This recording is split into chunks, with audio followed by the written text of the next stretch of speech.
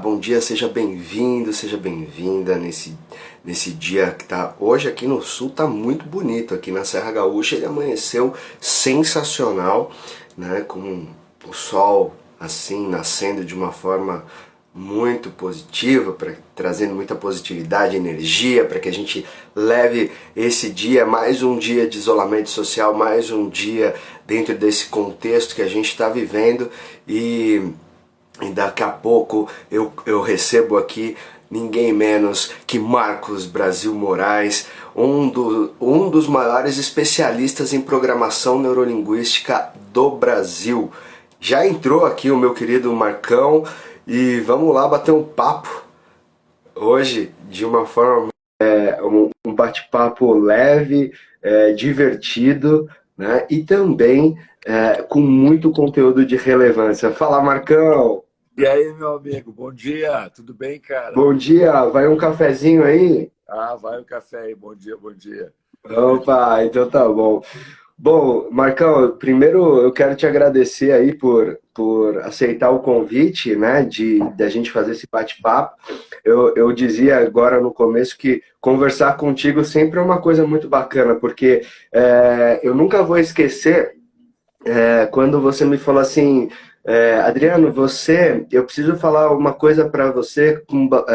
Eu estou procurando uma palavra bastante elegante para descrever uma ação sua comigo. É, e você se referindo a mim porque eu não conseguia participar dos cursos, né? E aí você falou assim com toda a sutileza, né? Então a palavra que eu tenho para você é que você é um cuzão, é verdade. Você é um cuzão. E aí eu falei assim, não dá para ser diferente, por isso que esse espaço aqui é um espaço para a gente se divertir, bater papo e trazer coisas assim, sempre com conteúdo de qualidade, mas também com bastante leveza e diversão, né? Porque isso Ah, faz com que a gente consiga realmente ter isso tem muito a ver com o meu perfil, né? Um perfil de bastante leveza dentro de uma sala de aula, seja na universidade, seja dando formações em coaching e tal. Eu sempre trabalho e é muito bacana porque eu tenho uma conexão muito grande contigo por conta disso, né? Então, essa forma de falar de forma mais despojada e não perdendo a seriedade quando ela é necessária e não perdendo também a objetividade do trabalho. Então, é muito bacana a gente falar disso. E eu, hoje, né, você já vem acompanhando algumas coisas. Já tive aqui com o Alex, que é teu sócio, né, um grande amigo também. E eu quero só, Marcão, antes de a gente começar a falar, à e vontade. vejo que ele pode ser até o tom da nossa conversa hoje, né? Ser direcionado nesse aspecto, porque você pode fazer uma análise sobre isso também. Esse projeto meu começou aqui há mais de um mês, né? É um trabalho que eu comecei até eu fui provocado por uma aluna, não para fazer lives, não era essa a ideia. A gente, no meio de uma formação aqui em coaching, ela traz para mim uma demanda, ela me liga, fala, Adriano, a nossa formação foi interrompida, você sabe, né? Por conta do isolamento social, e ela me traz uma demanda por ser enfermeira. Ela falou: olha, eu estou com um problema, né? Eu estou com 6 pessoas da minha equipe com desequilíbrio emocional, entrando em desequilíbrio emocional. Por quê? Porque a grande maioria da equipe de enfermagem é composta por mulheres, né? E as mulheres a gente sabe que elas têm dupla jornada, né? Ela tem, ou tripla às vezes, né? E aí acontece que elas começaram a sofrer pressão e elas começaram a se desequilibrar emocionalmente. E aí ela falou assim, e eu não sei o que fazer com essas meninas, porque nós estamos na linha de frente no combate do Covid e a gente está nesse contexto todo. Então eu precisava saber o que eu falei, não sei o que, manda elas para mim que eu dou um jeito de fazer algum tipo de atendimento para elas, né? De um atendimento mais num contexto de acolhimento, de compreensão e a partir daí tentar fazer algum tipo de trabalho com elas. E aí, Marcão, o que aconteceu foi o seguinte: ela mandou as pessoas, ela fez a proposta para as pessoas, e naquele momento eu me senti chamado, eu peguei e falei assim, não, eu vou fazer, assim como eu posso ajudar as pessoas nesse momento de desequilíbrio emocional, eu tenho muita gente também do meu círculo, né, de amizade e também de pessoas que atuam na área do desenvolvimento humano que podem contribuir também com isso. E aí eu fiz esse chamado através de um vídeo no LinkedIn e no Facebook e começou a chover gente falando querendo ajudar, né? Ah, eu quero, eu quero, eu quero, eu quero. E aí eu falei, pô, nem sei o que eu faço com tudo isso de gente que está pedindo, tá se oferecendo para ajudar. E aí eu criei um grupo no WhatsApp, esse grupo tem quase 70 pessoas. Esse grupo se autodenominou Projeto Travessia, né? Que foi um nome que eu gostei bastante ali, que veio da galera. E também eu falei, bom, então agora é o seguinte, vamos pegar esse pessoal e vamos colocar ele no Instagram, de repente, para que a gente possa todos os dias conversar com uma pessoa diferente, para que essas pessoas também mostrem o que elas podem ajudar, como elas podem ajudar, e também tragam algum conteúdo de qualidade. E aí começou todo esse trabalho, e foi por isso que hoje a gente está aqui batendo esse papo, né? E surgiu, a partir disso, o grupo hoje funciona, está funcionando até de forma mais autônoma, sem uma necessidade de mediação. Quando pinta uma necessidade, o pessoal logo se ajuda e vai e se coloca à disposição para ajudar. Bom, então, esse é o enredo porque nós estamos aqui hoje, né? Esse contexto. Legal, legal. E quando você aceitou vir conversar comigo aqui, né? Rapidamente, prontamente aceitou o meu convite. Você faz um workshop que é um workshop de um dia, né? Presencial, que é o PPM, né? O Permissão para Mudar, em Porto Alegre, que eu tive a honra de participar, ver vocês aí, você e o André, que são pessoas sensacionais. E também eu vou convidá-lo para vir bater um papo aqui comigo, Boa, boa. né? E no Permissão para Mudar você utiliza uma frase muito bacana que é o que acontece na infância não fica na infância, que foi o que eu peguei ali e te propus para que a gente conversasse hoje. Então, antes da gente seguir, falar do tema da live de hoje, eu queria pedir para que você se apresentasse, né? Porque eu apresentei você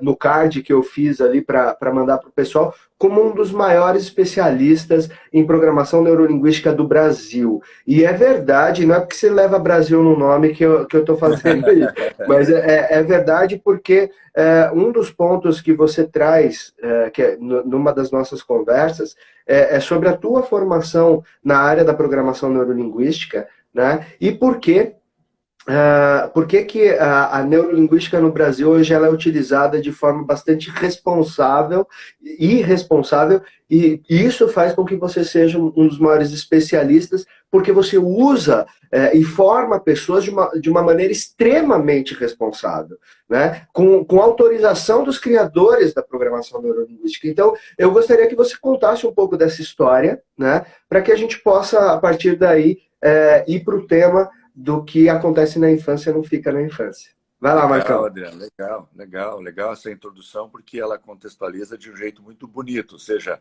eu gosto de tudo que tem intenção, tudo que tem propósito, né? E você está fazendo essas lives com esse propósito. Isso é muito bacana. Inclusive de prestar serviço, né? Tem uma frase do Washington Oliveto, que é um cara que foi referência para mim nos anos 80, nos anos 90, que ele diz que esse é o momento não de vender, é o momento de prestar serviço. E tudo isso que você contextualizou, tanto as lives quanto o grupo, enfim, quanto esse grupo de ajuda, né? Para mim está alinhado com isso, né? Prestação de serviço. Bom, amigo, eu vou resumir aqui, porque na verdade eu quero entrar logo no assunto do o que acontece na infância não fica na infância. A verdade é que eu sou publicitário de formação acadêmica. Por isso que você me manda, me chama daquele jeito e tal, né? Durante 10 anos eu trabalhei com publicidade, tive agência, E aí, eu sempre gostei de ser muito consistente. Então, eu fui buscar pós em gestão da qualidade, fui buscar pós em comunicação empresarial, fui buscar mestrado em administração, enfim. Mas, em determinado momento, eu entrei em contato com a PNL, me encantei, né? Ela fez muito efeito na minha vida, a PNL e a hipnose. E eu, por exemplo, eu tenho 52 anos, mas até os 30 anos, 30 e poucos anos, Adriano, eu era um cara que não conseguia falar em público, eu não conseguiria me manifestar agora aqui, né? Imagina um cara viver até os 30 anos preso dentro de si, com medo de se expressar. E a PNL entrou na minha vida exatamente nesse ponto, assim, para me ajudar a me destravar, no sentido de me libertar das histórias que eu contava para mim mesmo. Bom, eu me encantei tanto que eu resolvi mergulhar. E aí eu fiz toda a minha formação aqui no Brasil, Practitioner, Master, Practitioner, Trainer. E depois, em determinado momento, eu fui buscar os criadores da PNL. Richard Bandler, Robert Dilts. E aí eu fiz toda a minha formação novamente, a mesma, só que aí nos Estados Unidos, na Universidade da PNL, onde ela foi criada, né, na Califórnia. E para lá eu fui em 2008, fiz o Practitioner em 2008, 2009 eu fiz o Master, 2010 eu fiz o Trainer, 2011 eu fiz o Master Trainer e aí me tornei o único brasileiro, o primeiro e único com formação completa pela universidade. Em 2013 eu voltei convidado por eles para ser monitor. Tá? Depois eu saí de lá e fui atrás de Richard Bandler, um dos criadores da PNL. E aí eu estudei com ele 5 temporadas, entre Orlando e Londres. Né? E assim foi minha trajetória. E por que isso, cara? Porque a PNL, a Programação Neurolinguística, principalmente no Brasil, ela passou por uma dificuldade tremenda nos anos 80 e caiu em descrédito. Mas como ela fez efeito em mim e começava a fazer efeito nos meus clientes, eu imaginava que eu deveria buscar as raízes da PNL para trazer para o Brasil aquilo que é clássico, aquilo que é PNL de raiz. Né? E foi o que eu fui fazer e essa tem sido a minha missão, de entregar para as pessoas a PNL de raiz, uma PNL clássica, uma PNL com o mínimo de filtro possível, baseado nos criadores. Né? Então, eu sou um mensageiro da PNL no Brasil, representante da universidade. Eu sou afiliado, né, pela Universidade da PNL nos Estados Unidos, na Califórnia. Em resumo, é isso. Legal, muito bom. Ô Marcão, e me fala uma coisa, eu sei que você por característica, não é um cara que fica batendo nos outros, assim, em outras escolas, você realmente traz isso de uma forma bastante... traz o conceito da PNL mostrando, você não fala, não aponta dedo para isso e para aquilo. Eu tive contato com a PNL, né, com técnicas de PNL, não com a PNL pura, né, em 2006, quando eu participei de um treinamento, né, onde aflora as emoções aí, né, que é o treinamento do DL, do INEX, que é uma escola que já tem bastante tempo, né? Fundada pelo Dr. Neil. Eu não lembro o sobrenome do Neil, mas assim, eu sei que o Neil ele é um dissidente da primeira leva, que foram os japoneses que trouxeram esses treinamentos com muita técnica de PNL, né, que foi o Masaru Ogata, o Tadashi, né, que eles começaram esses treinamentos, essas imersões de 3 dias, né? E aí eu tive esse primeiro contato e naquele momento eu também me apaixonei pela área do desenvolvimento humano, né? E fui depois construindo a minha história dentro dessa área, justamente nisso. Fui fazer o IFT em 2019, né? E ao longo desse período eu fui me desenvolvendo, até porque a minha carreira ela vem na área de RH, né? Que tem muito contato com a área de desenvolvimento humano. Esses primeiros contatos que as pessoas têm, ou num PPM, né, ou num DL, num Leader Training e tal, ele desperta as pessoas justamente para querer um processo mais profundo. Você concorda com isso? Entende que esse caminho ele é um caminho natural das pessoas buscarem primeiro algo que mexe com ela de forma mais impactante, dá aquele choque, e ela fala, não, peraí que eu quero me aprofundar nesse negócio aí, faz sentido, e eu quero aprofundar. Eu queria só pegar um pouco da tua opinião sobre isso.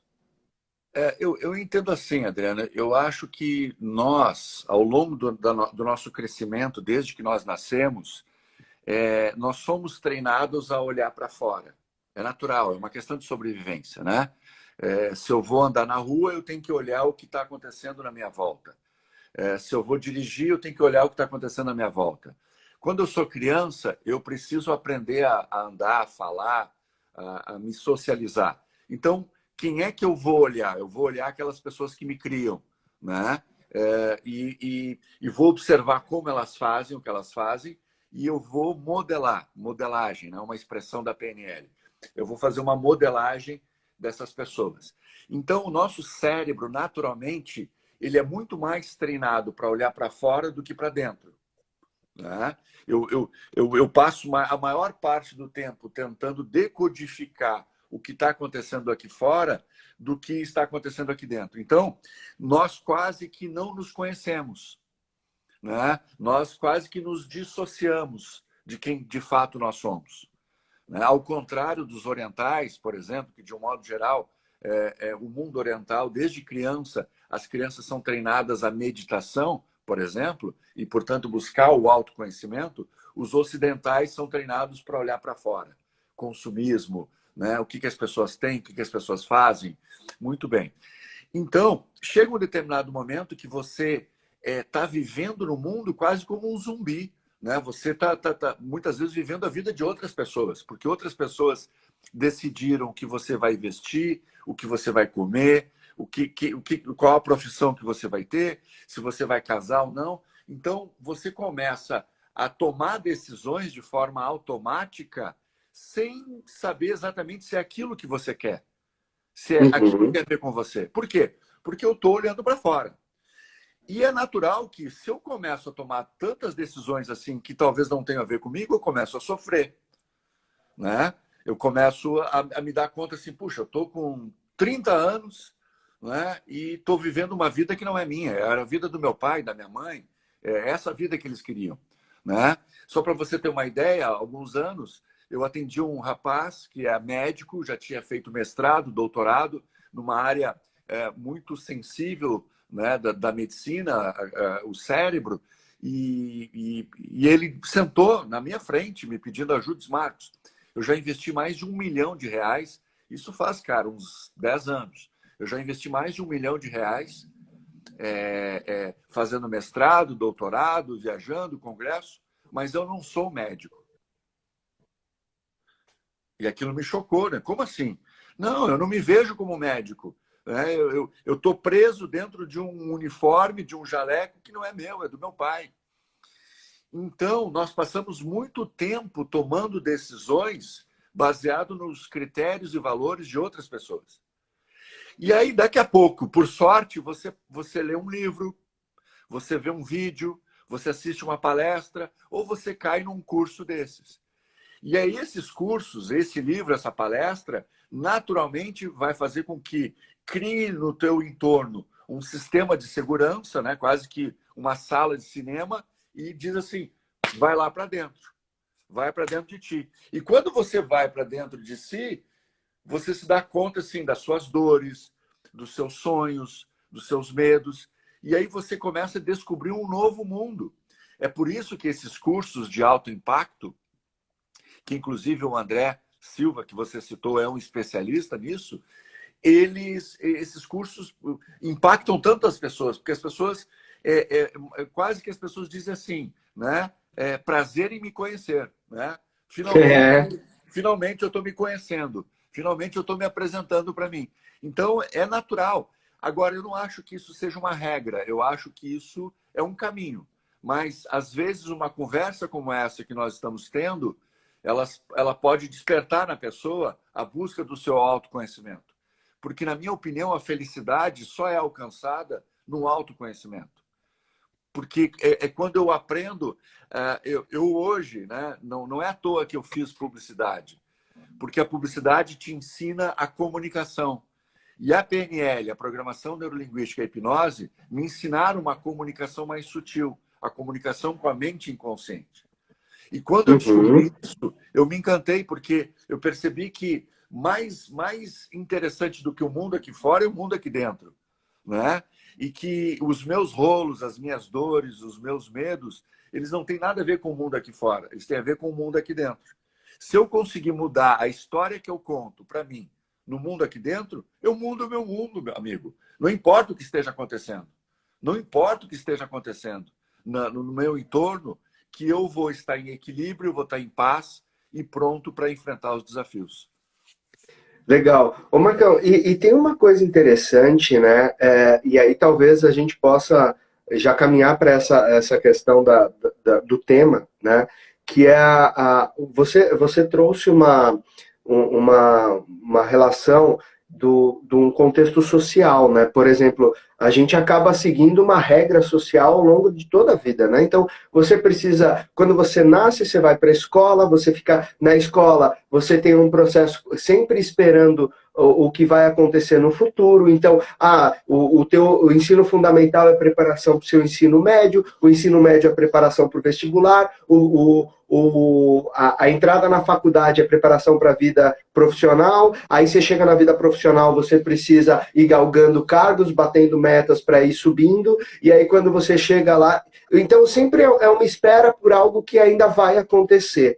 Né? E a gente é condicionado, talvez eu ouso dizer, catequizado, né? Que é um termo que me gera um desconforto, né? Catequizado a fazer o quê? A fazer uma trajetória que alguém decidiu por nós. E aí eu entendo que quando você entra em contato ou com uma conversa dessa, ou num curso, ou numa palestra, que você faz esse processo de centramento, talvez, até de busca pelo por quem você é de verdade, a minha questão em tudo isso é a seguinte, e talvez isso aconteça muito na fase dos 40 anos, né, que é a fase que eu tô, e que começou comigo com 39, quando eu parei e falei assim, pá, eu não quero mais fazer algo que conflite com meus valores, eu não consigo mais. Mas até então eu fiz porque eu fui condicionado a fazer. Os meus pais me deram o que eu tenho hoje. Né? Da forma deles, cada um daquilo que pode dar, e hoje eu tenho bastante consciência disso, mas durante muito tempo eu me vitimizei, eu entrei em contato com, eu experimentei sensações ruins por conta e é aí que vem o lance da catequização, né? Talvez o processo de terceirização da responsabilidade. Então eu sempre apontava o dedo para os outros e pouco tinha contato comigo, né? Mas é Então, natural, Adriano. Desculpe te interromper. É natural isso. Ou seja, eu não fui treinado, e até por sobrevivência na infância, a me responsabilizar. Porque eu não tinha condições de escolher a escola. Eu não tinha condições de escolher o que eu iria comer. Então, a minha mente foi treinada para respeitar a escolha do outro. Logo, eu crio uma distorção. Eu não sou responsável pela minha escolha, né? E aí, imagina essa geração canguru, por exemplo, dessa gurizada que fica na casa dos pais até os 30 anos, né? Muitos deles. Né? Então, enquanto... Eu lembro bem, Adriano, e eu te interrompi, agora peguei a palavra, mas eu já te devolvo. Eu lembro bem, Adriano, quando eu fui morar sozinho e a conta da luz veio no meu nome. Né? A conta da luz veio no meu nome, 20 e poucos anos ali, a conta da luz veio no meu nome e eu disse, caramba, cara, tem algum erro, né? Eu vou mandar essa conta aqui para o meu pai, porque está errado aqui, por que meu nome está aqui? Então, esse momento em que a gente começa a perceber as consequências das nossas decisões, né? E a consequência de morar sozinho é pague a luz virá no seu nome, eu me dou conta assim, como eu vivi numa bolha, né? Como eu vivi numa bolha onde eu não me dei conta de que eu sempre fui o responsável pelas minhas escolhas. Eu só aceitei as escolhas dos outros. E aí, se alguma coisa der errado, amigo, É claro que eu vou apontar para o outro. Diz, poxa, olha só a minha vida. Que droga é essa minha vida? Né? Olha a escola que eu estudo, olha a roupa que eu uso, que eu sou uma piada na escola, né? Olha quem eu sou. Né? E aí é que está o ponto da gente distorcer, criar uma distorção. Né? É o momento em que eu vou fazer um rompimento de crença, de que eu começo a me dar conta de que eu sou o responsável pelas minhas escolhas. Ô Marcão, e como que a gente pode, né? Aí vem a parte da dica, né? Que talvez a dica de ouro. Como que a gente pode evitar isso durante a fase da primeira infância? Porque eu entendo, né, pela minha linha de estudo, que os primeiros, né, os primeiros 7 anos, segundo até estudos da escola de Waldorf, que mostra que os 7 primeiros anos são os anos da construção, o primeiro setênio é o ano da construção do processo cognitivo, né, e emocional, onde a gente teria que ter um cuidado muito grande com isso, mas infelizmente, como a gente está nesse contexto social, e eu falo isso porque eu sei, cara, que assim, ó, você quer. Eu vou te dar um exemplo claro. Eu com 19 anos fui participar de um grupo de jovens, né, por imposição da minha mãe, e foi bom porque desse grupo de jovens saiu a minha esposa, meus filhos, enfim, né, mas a questão toda, né, e tem meus grandes amigos saíram de lá, mas o que eu quero voltar é que, assim, no grupo de jovens eu entendi que aquelas pessoas que participavam lá tinham uma característica interessante, as pessoas eram pessoas do bem, né? Ou a grande maioria eram pessoas do bem. E aí eu falei assim, bom, eu quero que o meu filho ele participe desse tipo de coisa, mas pela experiência que eu vivi, né? E é aquilo que eu tenho para dar para ele. Então, mesmo não gostando de um modelo de catequese, eu pus meu filho para fazer catequese. E eu queria justamente abordar isso com você, que nesse momento, pela minha experiência, eu estou levando para o meu filho algo que eu não sei se vai ser bom para ele. Eu te diria assim, você vai reproduzir o modelo dos seus pais. Você vai melhorar. Faz parte da natureza humana, né? Faz parte da natureza humana reproduzir os modelos. E não há nenhum mal nisso, né? E o seu filho, ele vai, em determinado momento, e é natural isso, principalmente na adolescência, teu filho está com que idade agora? 10. 10. Ele vai entrar na adolescência e o cérebro dele já está programado para rejeitar o teu modelo. É quando ele vai buscar a individuação, é quando ele vai começar a querer construir A a descolar. identidade dele. Exatamente. Então, naturalmente, ele vai rejeitar, né, todas as tuas sugestões, faz parte. Né? É o momento do conflito, é o momento de ver que aquele professor é o cara que sabe das coisas. Pô, aquele colega roqueiro, aquele é cool, aquele que é legal. Né? E meu pai não deixa eu ouvir rock do jeito que aquele cara ouve. Né? E aquele artista, e aquele... Enfim, ele vai... O teu filho, ele vai olhar para fora e vai buscar outros modelos. E aí ele vai fazer uma mistura de modelos. Né? Faz parte. É inevitável, é biológico e nós não temos muito o que fazer. Eu te diria assim, de um modo geral, é dar liberdade. Porque o teu filho, ele vai precisar errar. Isso vai ser o melhor para ele. Né? É ele perceber que aquele modelo que ele adotou não é legal, aquele modelo as meninas não gostam, aquele modelo não é saudável, aquele modelo fez ele perder a prova, né? Ele acabou na sexta-feira à noite dormindo mais tarde, perdeu a prova no sábado de manhã. E então ele vai ter que necessariamente testar esses modelos, porque aí ele vai perceber a partir daí que as escolhas dele e não do pai dele é que geram o resultado dele, né? Claro que você, como pai, você terá que protegê-lo. E esse é o grande desafio, né? E para isso não tem fórmula. Porque você vai querer soltar a corda para que ele se torne independente. Mas você não pode soltar muito a corda, porque ele pode fazer uma besteira na vida. e você está ali para protegê-lo. Então, a medida disto, se alguém descobrir a medida disto, descobriu a grande fórmula da educação, né? A medida disto é a vida, né? Isso chama-se vida e vamos embora.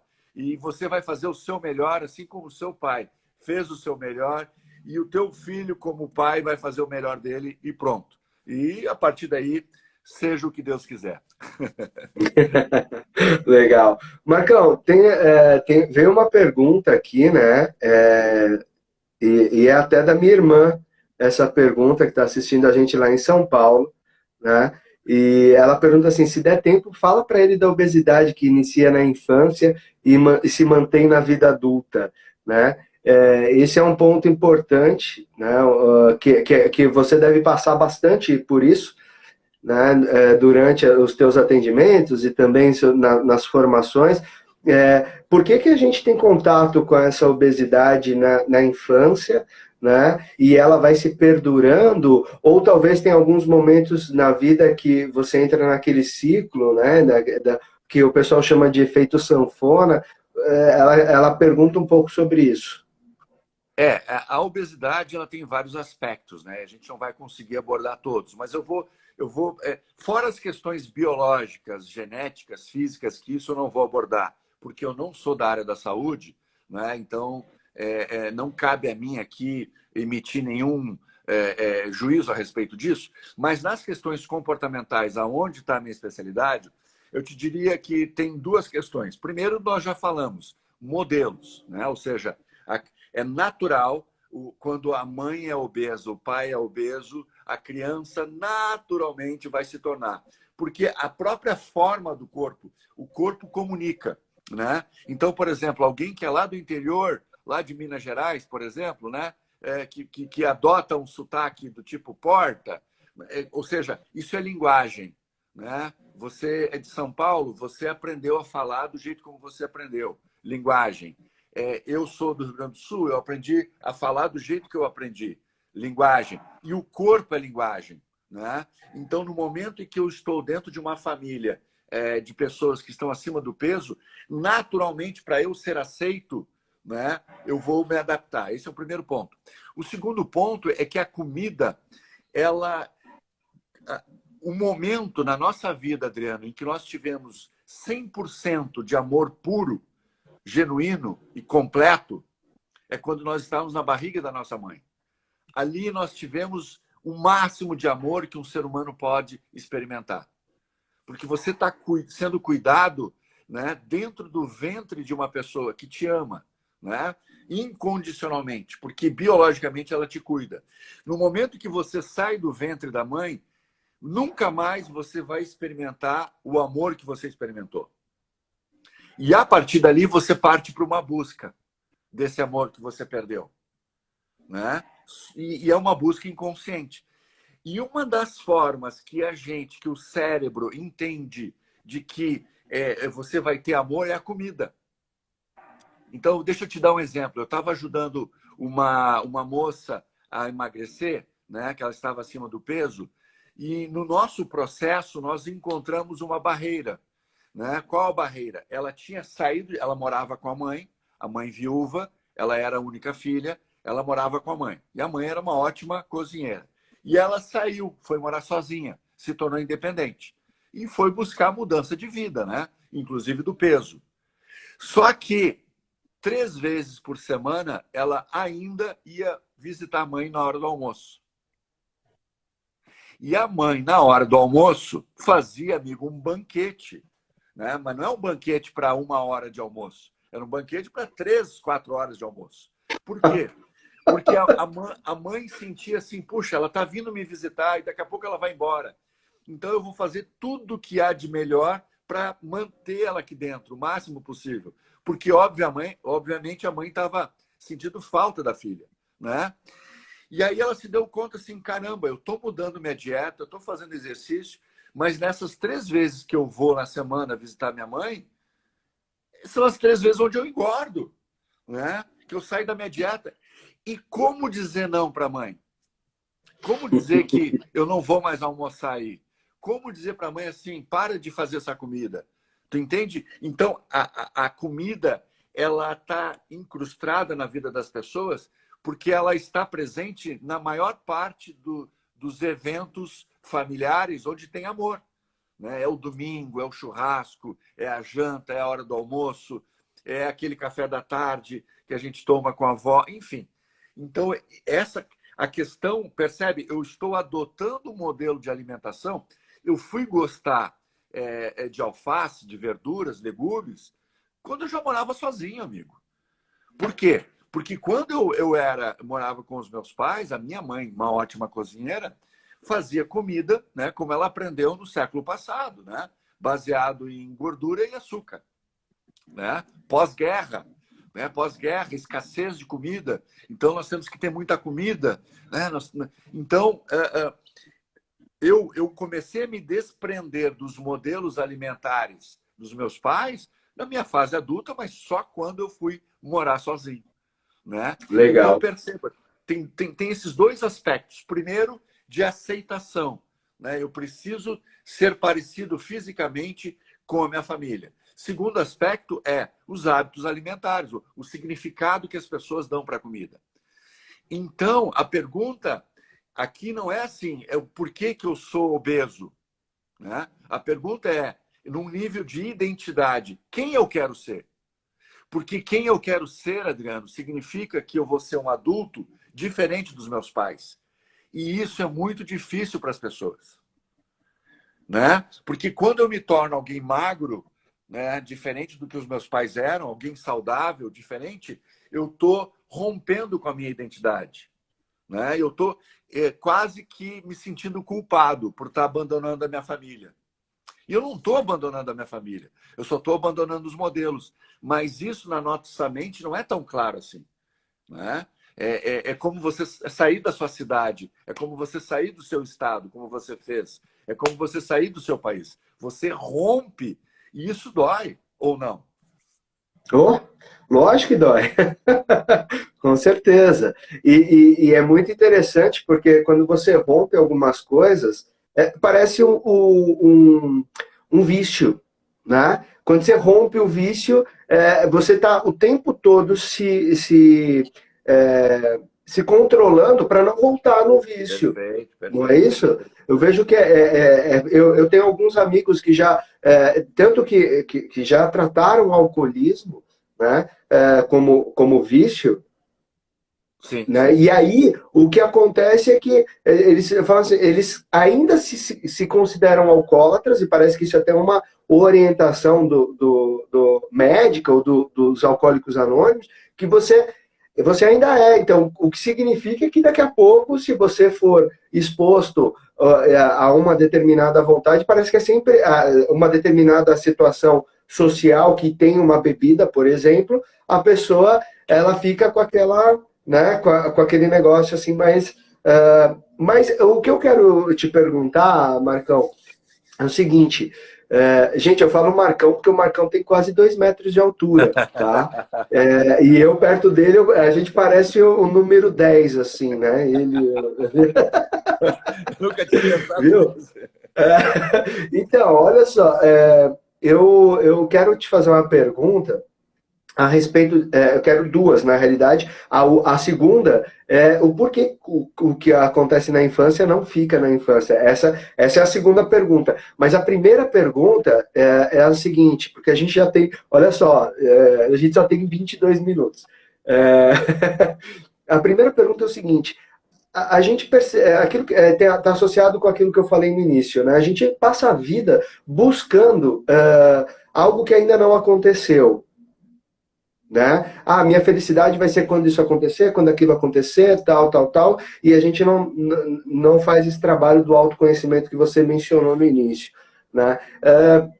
Mas é muito interessante, porque aí a criança ela perde aquele status de criança, porque ela está sempre pensando em algo, e os pais também movendo isso sempre de uma forma muito grande para cima, né? Não, olha só, você não pode ficar brincando, você não pode ficar jogando videogame, você não pode, você tem que estudar, você tem que fazer isso, você tem que fazer aquilo, enfim, né? Enchendo a criança de uma série de coisas. E aí, o que acontece é que quando você chega numa determinada fase da vida, e aí eu ouso dizer que entre os 35 da mulher e os 40 do homem, começa aquela fase de retrospectiva. Pô, será que eu fiz da minha vida o que eu queria fazer? E aí talvez eu comece a resgatar aquela criança, ou vou buscar uma forma de resgatar essa criança. Né? E a gente percebe que hoje o resgate da criança interior ela é muito forte. Tem muita gente buscando isso. Eu quero ser mais livre, eu quero me divertir mais, eu quero brincar mais. Né? E eu queria que você comentasse um pouco sobre essa busca primeiro, né? E depois a gente fala do tema da live em específico como uma forma de pergunta para você. Tá. É legal essa pergunta que você. Essa tua primeira pergunta, ela merece uma live inteira. É muito legal, Não muito por legal. isso, vamos marcar outra. Vamos lá. Então, vamos simplificar aqui, Adriano, no seguinte sentido. Vamos pensar em duas identidades, tá? O adulto e a criança, certo? Bom, eu sou um adulto, eu tenho sonhos de adulto, eu tenho desejos de adulto. Então, aquilo que eu sonho como adulto, uma profissão, família, viagens, não é o sonho de uma criança, certo? Então, eu preciso me alinhar aos sonhos de um adulto. Muito bem. Qual é o problema de eu resgatar a criança interior? É que a criança interior, como você falou ali até os 7 anos, ela viveu muitas experiências de medo. E é natural que ela tenha vivido muitas experiências de medo, porque biologicamente ela precisa aprender a sobreviver. E como é que eu aprendo a sobreviver? Sentindo medo. Se eu não sentisse medo, eu me arriscaria e logo estaria morto. Pronto. Então a criança, o cérebro está programado para sentir medo, para provocar medo, e eu, com medo, eu fico atento. E ficando atento, eu aprendo como me defender. Só que agora eu sou um adulto que tenho sonhos, eu quero ter uma empresa, eu quero viajar, eu quero passar um ano estudando, eu quero casar, eu quero ter filho, eu quero me separar, enfim. Seja qual for o meu objetivo, esses são objetivos de adulto. E quando eu penso, por exemplo, sair do meu emprego e ter o meu negócio, né, aos 30, 40 anos, para eu rever a minha vida, aquela criança vem e diz, cuidado, cuidado, você vai se dar mal. Cuidado, lembra como teu pai faliu? Lembra como teu pai se deu mal aquela vez? Essa criança inconsciente me lembra. Então, resgatar essa criança com esse medo, sendo adulto, é ruim. Agora, o que a criança tem de maravilhoso que um adulto pode resgatar e ele ser ajudado por isso? A curiosidade. E aí eu já vou linkar com a tua segunda pergunta. Eu sou um adulto com sonhos de adulto, mas estado emocional de criança. Por quê? O meu sistema nervoso aprendeu até os 7 anos, 6, 7 anos, e depois até os 12, a base da minha personalidade, a base dos meus valores, a base das minhas reações, como é que eu reajo ao mundo. Então, eu não consigo pensar a respeito do futuro. Eu só lembro. Por exemplo, eu vou falar agora nessa live, né? Muito bem, eu quero falar nessa live, eu quero me expressar, eu quero conversar com você sobre esse assunto. Isso é algo do adulto. Mas a criança, o menino que está lá dentro pode dizer assim, Marcos, lembra aquela vez que aos 11 anos você falou orgute ao invés de iogurte na sala de aula e todo mundo riu de você? Cuidado! Nesse momento que você está improvisando, você pode falar, daqui a pouco sair aí uma conjugação errada, uma palavra maldita, e nesse momento você vai passar ridículo. Então é como se aquela criança estivesse dentro de mim ali me lembrando que eu posso errar. Eu sou um adulto que sou vigiado por essa criança, que tem medo do erro e medo das consequências do erro. Agora, qual é a parte boa do adulto? Qual é a parte boa da criança que eu posso resgatar? A curiosidade, né? Estamos vivendo nesse confinamento, nessa pandemia. Eu fico curioso, como é que vai ser o meu amanhã? Né? Quais são as próximas decisões? O que eu posso fazer para tornar o meu negócio diferente? Esta é a curiosidade da criança que vale a pena você resgatar. Não o medo, a curiosidade. Ô, Marcão, e essa questão da curiosidade e assim e o ato de se divertir, porque eu percebo que as pessoas elas começam, a criança ela se diverte. Eu vejo o meu filho, ele se diverte muito, né? Às vezes ele tem umas gargalhadas que eu falo assim, cara, é sensacional ver ele se divertindo assim, né? E às vezes ele se diverte assistindo um vídeo, ele se diverte brincando aqui. A gente tem um. Eu sei que isso pode ser autoflagelo, mas não adianta, faz parte dos nossos rituais aqui, né? Toda noite a gente tem um ritual de fazer, desde que o Thiago é pequeno, cócegas na mãe dele. Né? Então, antes da gente dormir, ela já sai, ela morre de cócega, né? Então, assim, a gente se junta, assim, eu, para fazer com que ela se debata menos possível, né? Para não machucá-lo, vou lá, seguro ela e ele vai lá fazer a cócega na mãe. Assim, ele se diverte de uma forma, porque no fundo o que ele quer também é que a gente faça cócegas nele, né? Claro. Então, assim, mas essa diversão, esse não estar nem aí para o julgamento do outro, né? Isso me remete a uma coisa que que não é só aquele medo cautelar que a gente que essa criança fala contigo sobre a questão do iogurte ali que você colocou muito de forma muito bacana, que eu já vi você falar sobre esse tema num outro momento, né? Qual que é a dosagem disso, desse medo ou dessa diversão? Na realidade, eu entendo quando as pessoas estão buscando essa criança interior, ele está associado à ousadia, à diversão, a curtir esse momento de uma forma não tão séria, onde a gente pode aqui, numa live, de uma forma bem tranquila, brincar e eu falar palavrão e foda-se quem não gosta do palavrão, porque isso faz parte da minha essência, não porque eu esteja ofendendo ninguém, mas mais por uma questão de eu me sentir tranquilo para Expressão, falar. né? De expressão, exato. Né? Então eu queria que você falasse um pouco sobre isso. Essa questão que a gente tem muito a aprender com a criança, né? Mas, na minha opinião, cai novamente na questão da curiosidade. Aprender é muito divertido. Né? Quando a gente viaja, por exemplo, como adultos, e a gente vai para um outro país e a gente vê uma outra cultura, a gente vira criança. Né? Eu não sei se você já teve a oportunidade de ir para Disney. Eu fui para Disney caramba, cara, é impressionante assim. Aquilo é feito para as crianças, mas é impossível, eu te diria, qualquer adulto, ir até lá e não voltar a ser criança, porque são muitos estímulos. A criança, e aí é que tem um ponto interessante. A curiosidade da criança em aprender faz com que os canais sensoriais dela estejam abertos ao que está acontecendo. Entende? Por exemplo, eu vou conversar com você agora, certo? Se eu parto do princípio que aquilo que você está me dizendo eu já sei, eu já conheço, como muitos adultos fazem, é natural que o meu cérebro ele vai fechar os canais sensoriais. Ou seja, eu vou ver menos, eu vou ouvir menos, eu vou sentir menos e vou aprender menos e vou me entediar, certo? Uhum. Agora, se eu pensar assim, nossa, isso que o Adriano está falando, cara, é muito interessante. Os meus canais sensoriais, naturalmente, se você observar meu olho, eu vou fazer assim, ó, né? Ou seja, Uhum. caramba, olha só que interessante. Naturalmente, percebe? Eu vou abrir os olhos para ver mais.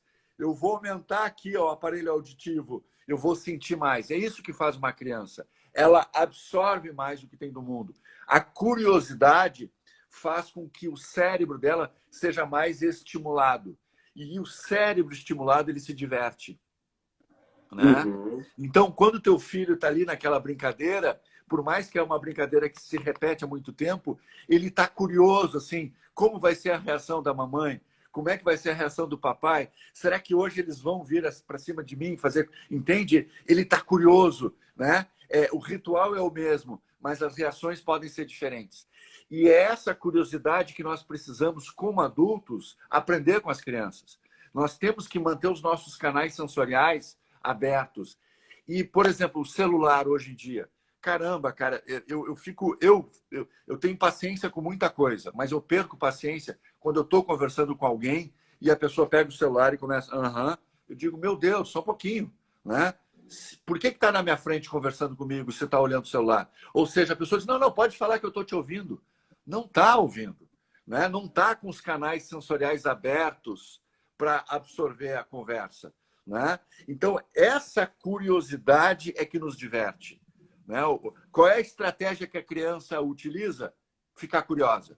Fique curioso que você vai se divertir naturalmente. Ô Marcão, eu quero aproveitar aqui e contar uma história rápida e também porque a gente começa a ir para um momento mais final que tem a ver com essa questão do que fica, o que acontece na infância não fica na infância. Certa vez eu trabalhava numa empresa aqui no Sul, a empresa que me trouxe para cá, né, para o Sul, e ela tem uma unidade no Nordeste. Às vezes eu passava muito tempo lá, passava perto de 2, 3 semanas. Sempre que eu ia, eu ficava bastante tempo. E quando eu fui uma das primeiras vezes, o meu filho, eu também tinha um ritual com ele para ele dormir. O Thiago nunca dormiu muito bem, mas eu tinha um ritual com ele que era cantar uma música para ele, que é a Aquarela, né, do Toquinho. E aí eu cantava desde da época que ele estava na barriga da minha esposa, né? Como eu gosto um pouquinho de música, né, eu toco um violãozinho e tal, eu fui lá e fazia isso toda noite. E certa vez a Érica, a Érica de repente toca o celular, meia-noite e pouco, eu dei um pulo da cama, né? Porque eu assustei, né? E eu falei, o que foi? Eu olhei assim, puta, aconteceu alguma coisa lá em casa, né? E aí ela brava, né? Olha, eu não aguento mais, o teu filho, ele não dorme, né? Porque era só meu, um filho, né? E aí eu peguei e falei assim, tá, pera, o que aconteceu? Me explica direito e tal. Aí, não, eu tô aqui. Não era meia-noite e pouco, era tipo 2 horas da manhã. Ela já estava num nível de estresse muito grande por conta dessa situação. E aí, eu peguei e falei assim, pera, vamos ligar por Skype aqui, deixa eu falar com ele e tal. E aí, eu chamei no Skype, ele me viu, né? E eu falei, oi filho, como que tá? Pai, não consigo dormir. Pequenininho, ele devia ter uns 2, 3 aninhos por aí. E aí não consigo dormir, não consigo. Eu falei, então vamos fazer o seguinte, deita que o pai vai cantar para você, né? E aí eu cantei para ele lá do Nordeste, né? E não cheguei na segunda estrofe da música, ele já pumba, Que legal, que legal, que legal. né? E ela ficou enlouquecida, ela falou, não pode ser. Então, essa é uma coisa que até hoje, ele tem 10 anos, quando eu vejo ele muito, Inquieto? muito para dormir, por exemplo, eu ainda procuro fazer a mesma coisa. E de alguma forma eu acesso uma memória dele, né, que ele experimentou essa tranquilidade para poder dormir. Legal. Né? Eu acho que isso faz sentido, né? Faz, e a gente, dentro da programação neurolinguística, a gente chama de âncoras, né? Ou seja, você ancorou uma música linda, né, como essa, Aquarela, e sim, funciona como uma mensagem para o cérebro. É a hora de dormir, né? É a hora de dormir. E é isso, as crianças são curiosas, né? Elas, e indo para aquele ponto, né? Porque eu acredito que a gente já está na reta final, basicamente, né, Adriano, os nossos aprendizados eles acontecem em 2 momentos, na primeira e na segunda infância. Na primeira infância, que vai dos 0 aos 6. A segunda infância, que vai dos 7 aos 12. E até os 6 anos, o estado emocional mais presente na nossa vida é o medo. A criança começa a experimentar raiva com mais frequência, o sentimento de raiva, a partir dos 6, 7 anos. Isso é muito curioso, né? Porque a raiva ela não está muito presente na primeira infância. E por que o medo? Para que a gente possa aprender a se defender. E o sistema nervoso, ele grava, cria memórias. Memórias que vão nos acompanhar o resto da vida, né? Portanto, é aquilo que eu disse. É por isso que hoje, sendo adulto, eu ainda sinto medo. Mas não existe nenhum medo que hoje eu experimente na fase adulta que eu tenha aprendido na fase adulta. Eu não tenho nenhum medo novo, né? Todos os meus medos são velhos, são antigos. Da primeira, muitas pessoas dizem assim, mas Marcos, eu viajava de avião aos 14, 15 anos e comecei a ter medo aos 20, quando eu passei por uma turbulência. Sim, tudo bem. Só que o teu medo não é de avião, quando você adquiriu medo. O teu medo é de perda de controle. Eu atendi uma moça, por exemplo, que passou por essa situação que eu acabei de narrar, e quando eu coloquei ela em contato com o medo, usando hipnose, ela voltou aos 6 anos de idade, onde no banco de trás, ela estava andando com o pai dela, que estava embriagado, andando na estrada em alta velocidade, e o carro, ele freou e o carro girou na estrada, era um dia de chuva, e ela não estava com o cinto de segurança e ela começou a balançar, né, ir de um lado para o outro, se machucou pouco, mas o pior, e ela se dando conta disso, foi a perda de controle. Perceber pela primeira vez ali aos 6 anos de idade que ela era um corpo frágil que perdia o controle de si e podia se machucar.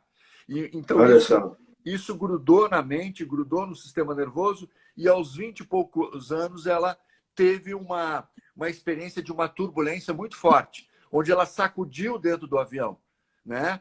E ao sacudir dentro do avião na turbulência, disparou aquela velha memória. Ou seja, o que aconteceu lá na infância, aos 6 anos, não ficou na infância. Continua na fase adulta. Legal. Marcão, olha só, eu vou te pedir para fazer o teu fechamento agora e já convidar as pessoas para conhecer a Escola Livre, né? Os cursos da Escola Livre e principalmente a gente tem aí 4 minutinhos para encerrar. Então, se você puder fazer o teu fechamento, eu te agradeço e depois eu faço uma despedida aqui. Legal, Adriano. Eu quero só agradecer, Adriano, porque esse convite me dá a oportunidade de falar de algo que eu gosto muito. Eu sou apaixonado pelo autoconhecimento, eu sou apaixonado pela PNL, pela hipnose, pela comunicação generativa. Então, quando você me convida e me dá essa oportunidade de falar com as pessoas que te seguem, cara, eu só tenho a agradecer essa oportunidade e convidar as pessoas a conhecerem a Escola Livre. No Instagram é Portal Escola Livre, no Facebook é Escola Livre. A gente também tem a Academia Brasileira da Comunicação Generativa, abqualgen.com.br, que as pessoas podem se inscrever lá e ter acesso a muitos cursos e materiais gratuitos que nós colocamos lá. E, meu amigo, muito obrigado, né? Temos que sempre prestar homenagem ao nosso amigo comum, Ronald, que nos colocou em contato, né? Fez essa ponte para que a gente tivesse essa oportunidade de fazer tantas coisas boas que a gente já vem fazendo, né? Muito obrigado mesmo, cara. Legal. Pessoal, olha só, eu quero fazer um convite para vocês realmente conhecerem a Escola Livre. O Marcos, assim como o Alex colocou aqui, eu ia falar, mas o Alex, ó, é rápido no gatilho. Tá ali, ó, o site abcolgen, né, .com.br, é muito bacana, tem muito conteúdo gratuito, onde o Marcos e o pessoal da Escola Livre explica bastante sobre PNL, né? É muito bacana mesmo, porque tudo aquilo que você... Tem até uma série que é tudo aquilo que você queria saber sobre PNL e ninguém te explicou. É assim o nome, né, Marcão? E essa série é muito bacana porque conta um pouco da história da PNL, explica por que tem gente que faz PNL e não está certo ou errado, mas sem a profundidade que esses caras têm, né? Tanto o Marcos assim como o Alex estudaram fora do país com os criadores da PNL, então foram beber na fonte. Então esse pessoal tem uma consistência naquilo que conduz de uma forma muito bacana. A gente, aqui na Serra Gaúcha, assim que essa pandemia passar e a gente puder realmente voltar a ter, a gente tinha uma turma prevista agora para maio, né? Essa turma ela vai ser prorrogada, mas assim que tudo se normalizar, a Escola Livre sobe a serra e vai fazer um baita no trabalho. Já teve uma primeira turma, né? E logo a gente vai ter a segunda turma aqui na Serra Gaúcha, tá? Então eu quero agradecer a todos que acompanharam, quero agradecer também quem acompanhou ontem o nosso bate-papo lá com o José Luiz Tejon, foi sensacional. Tudo isso que a gente está fazendo aqui, pessoal, tá no YouTube. Então, essa live aqui com o Marcos, se você não conseguiu assistir inteira, vai lá no YouTube que você vai conseguir assistir todas as lives que a gente vem fazendo aqui, tá bom? Eu desejo um bom final de semana. Obrigadão, Marcão. Gratidão para ti. E tamo junto. Até mais.